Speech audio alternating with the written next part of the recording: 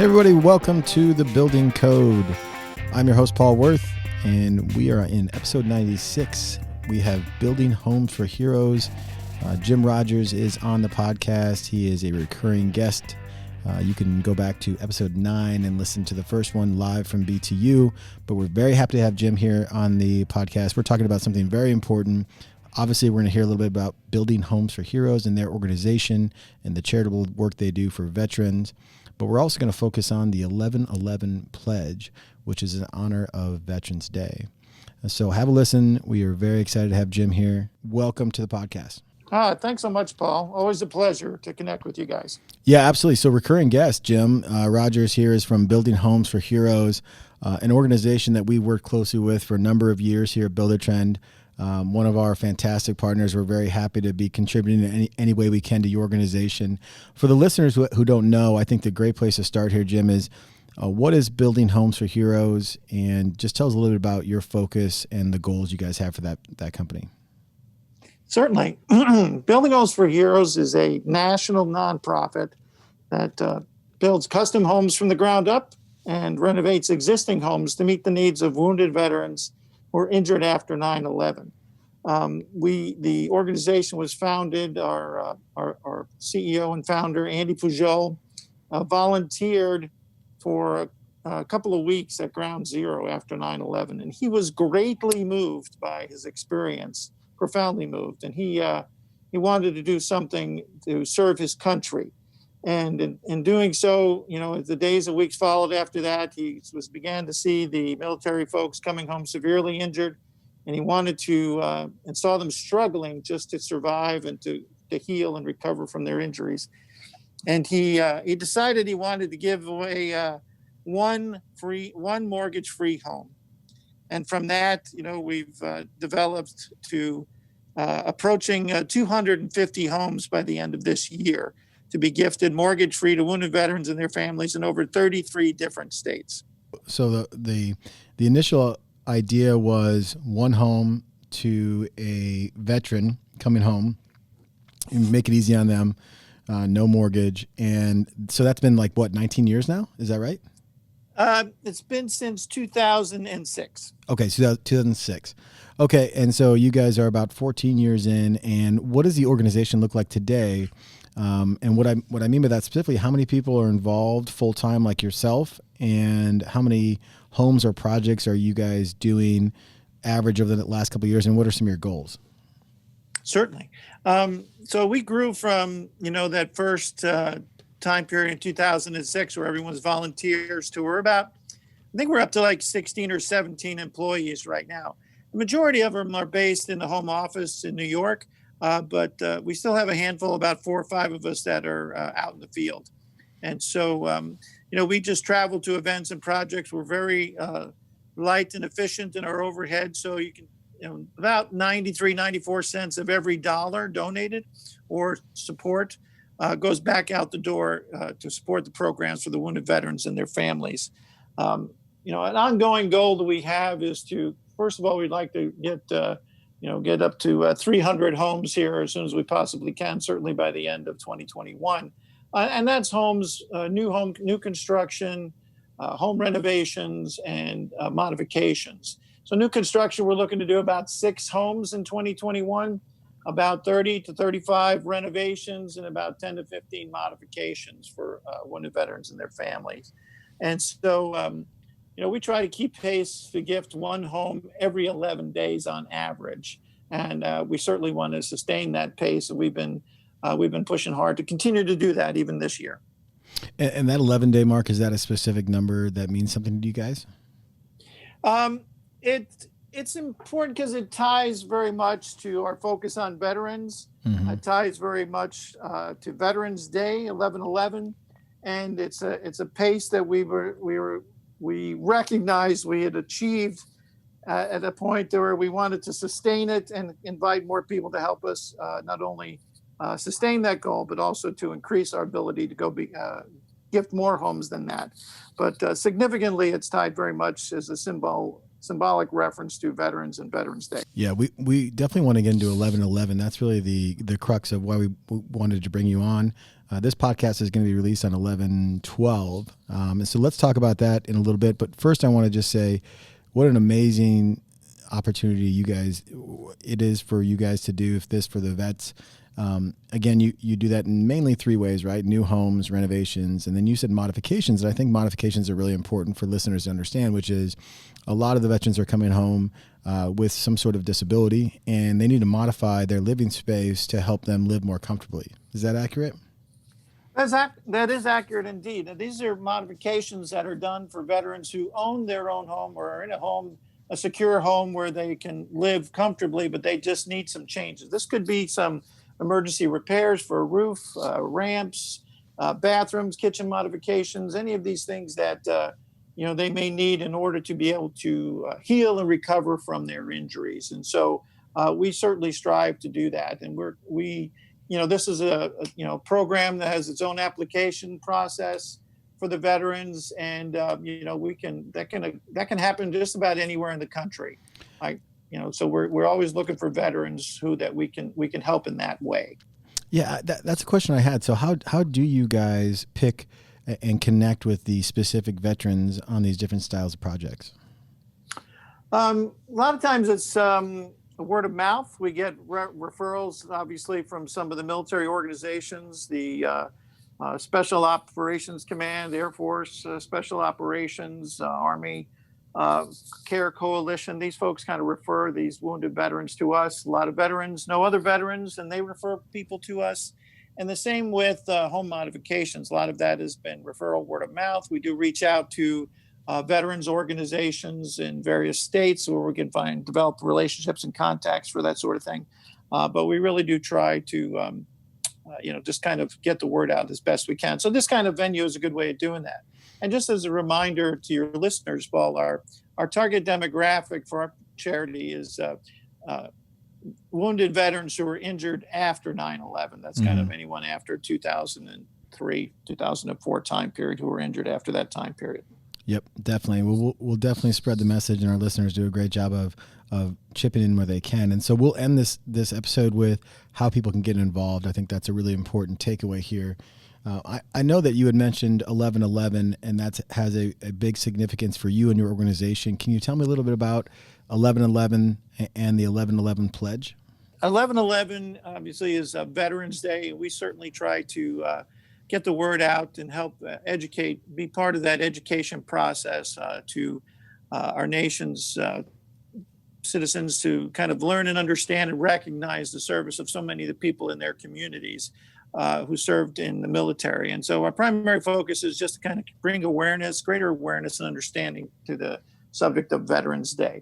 A couple of years ago, we did what we called 11/11 Pledge, where it was more kind of a fundraiser aspect to donate $11 and ask 11 of your friends to do the same. This is now developed into a process where we pledge to gift 11 homes in 11 weeks between September 11th and 9/11 and Veterans Day each year. And so we are right in the middle of this process now, gifting homes to wounded veterans. As a matter of fact, just this morning, we gifted a mortgage-free home to a wounded veteran in Fayetteville, North Carolina. And a week ago, we did another one also in Fayetteville, Arkansas. So it's just, we're just on our march to kind of sustain that, what we like to call our heart-pumping pace of making sure we're getting one home every 11 days, particularly in this time period, to wounded veterans and their families. Because in the end, it's not just the veteran. This is a very relevant thing that we're doing to serve the wounded veteran community, but also this is very meaningful for the families who have to be uprooted and their whole lives are changed because of the injuries, the veterans, the whole lifestyle change. And this is very significant in that the mortgage-free home is a generational gift that is going to be handed down from parents to children. It'll be a life story that'll be told for many, many years to come. And so, it's just very relevant, meaningful, and significant thing, the 11/11 Pledge. Absolutely. Super impactful stuff you guys are doing. If you want to see that home and all of the different gifts that they have for homes and renovations and modifications, I would definitely recommend, obviously there's a website for you, but let's just go to social media. Your Instagram handle is Building Homes for Heroes, all one word, all lowercase. Check them out, give them a follow, and you can definitely see when you guys are gifting these homes, and it seems very impactful. Obviously, you said, I didn't think about just generational and the story there. That makes a ton of sense. So 11/11 pledge is something we're keeping our eyes on right now. That's from 9/11 to 11/11. Again, when this podcast comes out, that'll just happen. Other than that, when we talk about what we're doing today, obviously we want to bring up the pandemic that we've all been through here in 2020. It's impacted companies and nonprofits and really everybody different ways. I think it makes sense for us just to ask that question for you. How has the pandemic impacted your organization, positively, negatively, or just anyway, just get the word out? Certainly. And that is an excellent question because just like everyone else and all the listeners that you have on this podcast, there was a lot of questions towards the end of March about what the future held and what this year was going to be like for Building Homes for Heroes and the potential veterans we're going to be able to serve. And, we knuckled down and realized that one of the primary things that we could do by sheltering in place and staying home and, working from home is we could expand our emergency funding program to support wounded veterans and their families across the country with financial support during this very difficult time. And so since about April, we've assisted over 300 home recipients, applicants, and veterans who applied with a $500 financial support. And we've gifted out almost $180,000 just about go out and help wounded veterans and their families. And throughout this time, we were still had contractors out working on renovations. And we started again gifting homes in June. We started out slowly. We did a drive-by kind of event, and we've been gradually increasing those so that we're starting to get more on pace. Springfield, Missouri, Fayetteville, Arkansas. So the homes are now starting to come out again. And so we're going to be able to finish up our schedule. We're very much hope to be able to finish up our schedule. But, we've also been very blessed with, ongoing support to keep the charity going throughout this time period. So we've been very, very blessed with that. And we want to thank anyone who's been supplying support and donations to Building Homes for Heroes. It's been tremendous year so far. That's amazing to hear. So you guys knuckled down like everybody did, but you powered through and you guys are fighting to still achieve the goals that you set for 2020, right? Absolutely. This mission doesn't end. That's awesome. Well, our listeners definitely want to find out how they can help. Before I go there with you, I just want to bring it to you.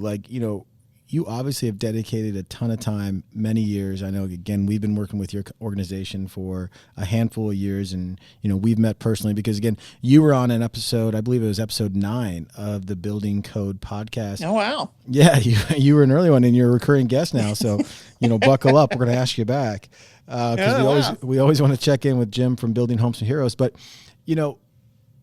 what is it about this organization for you? What do you get out of it, and sort of what is the driving part for you to be a part of this?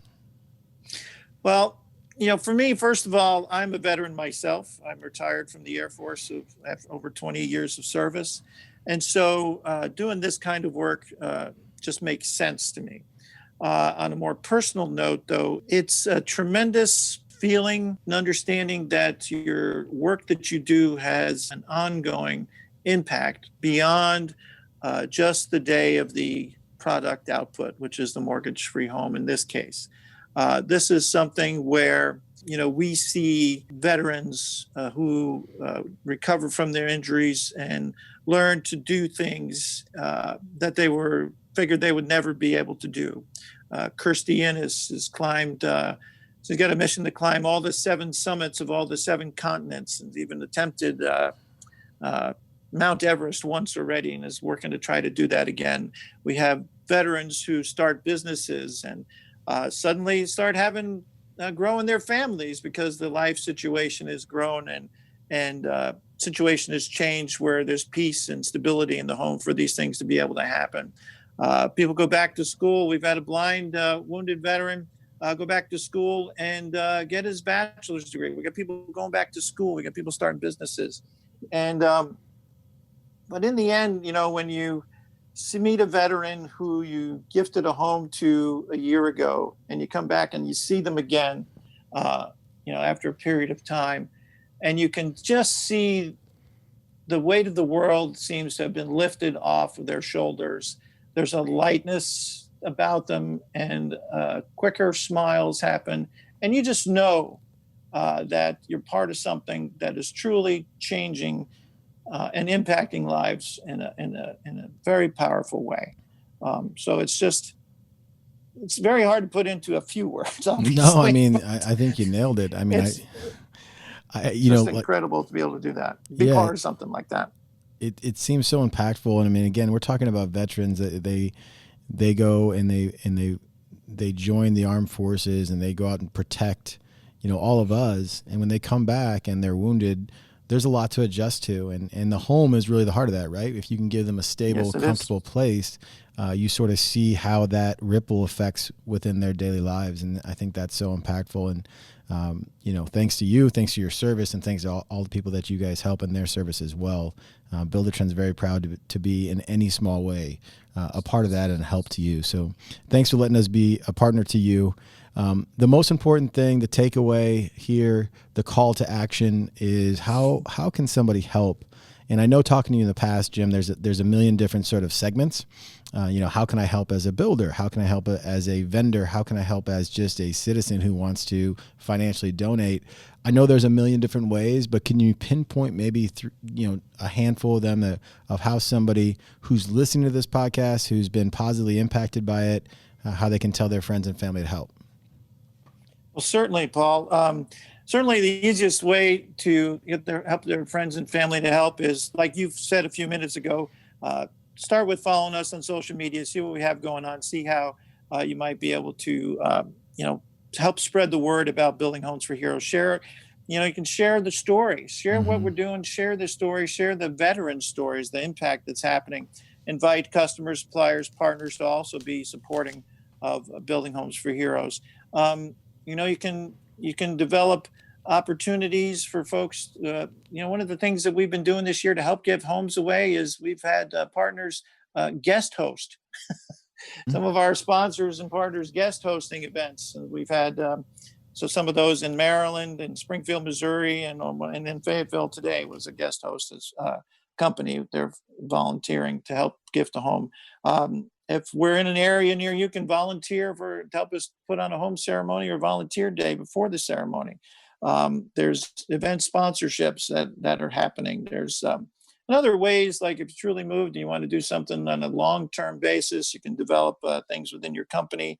That could be for employee payroll deduction. Something we're looking at developing is a program called Change for Change, to kind of work with companies where employees can donate the change from their paycheck. And it's just less than $1. So those kind of little things really spread a long way to helping us continue to support our wounded veterans. Point of sale campaigns, but anything like that. And I'm happy to work with anyone to kind of figure out the best way to help folks reach the goals that they have in supporting wounded veterans. That's really my role, is help you get to where you want to be in supporting wounded veterans and how you'd like to do that. So by all means, Facebook, social media, reach out to us. Easy to find. Yeah, I mean, I think that's always the thing, is people hear really moving stories like this one, and they just want to know how they can help. And, dropping that barrier of entry is probably number one. So I think it's fair to say, to repeat you, is that you can reach out to any number of different, avenues, from the website you guys have to the social media channels, direct message anybody there, and then you can probably set them on the path of how they can help, which makes the most sense for them. Certainly. Well, we really, really appreciate you coming back on the podcast again. You're a recurring guest for the Building Code. A small handful of people get that honor, so we really appreciate that. Obviously, we love what you and your organization are doing for our veterans, something that's very near and dear to our hearts here at Buildertrend. So I want to give you a huge thank you from our company and all of our listeners here. Again, if you want to get involved, which we highly recommend you do, there's a number of different ways to do that. Don't forget about if you know a veteran that could use help.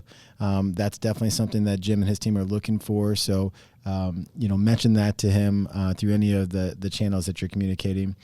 Jim, we really appreciate what you guys do. We love the 1111 Pledge.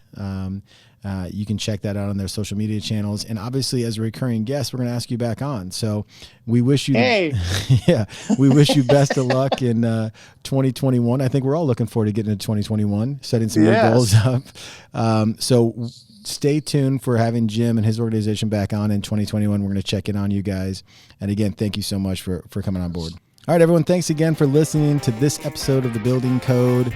Remember to rate, review, and subscribe wherever you listen to podcasts. Help us grow this community of listeners. Tell your friends, tell your family. We do appreciate it. And if you heard anything that you want to learn more about on today's episode, head out to the show notes website, buildertrend.com/podcast. As always, we appreciate you.